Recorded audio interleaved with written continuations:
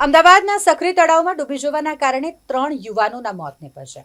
તેમ છતાંય Ahmedabad municipal corporation કોઈ પણ પ્રકારની જવાબદારી લેવા તૈયાર નથી.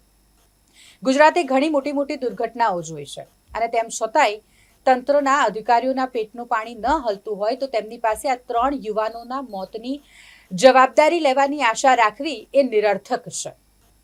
અમદાવાદના સરખેજ વિસ્તારમાં આવેલું સક્રી તળાવ અને આ દુર્ઘટના વિશે હમણાં ચર્ચા ચાલી રહી છે.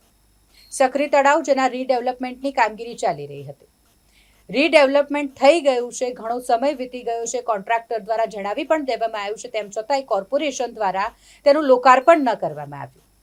કોર્પોરેશને અહીં સક્રી તળાવ પાસે કોર્પોરેશનની બોટ મૂકી દીધી, પરંતુ આ બોટને લોક કરવામાં નહોતી આવી. જે બોટ લઈને આ 3 યુવાનો તળાવમાં નીકળી પડ્યા હતા.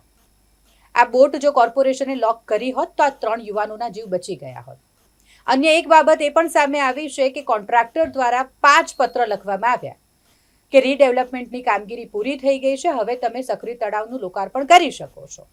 એક ફરિયાદ પણ કોન્ટ્રાક્ટરે કરી હતી અને ફરિયાદ એટલે કે અસામાજિક તત્વોએ દારૂનો અડ્ડો બનાવી દીધો છે સક્રી તળાવને.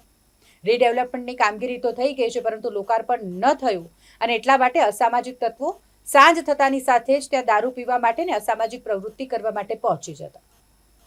એ સિવાય સિક્યુરિટી ગાર્ડ પણ અમદાવાદ મ્યુનિસિપલ કોર્પોરેશન દ્વારા સક્રી તળાવ પાસે રાખવામાં નહોતો આવ્યો. આટલી બધી કોર્પોરેશનની બેદરકારી તેમ છતાંય કોર્પોરેશન આ 3 યુવાનોના મોતની જવાબદારી લેવા માટે તૈયાર નથી.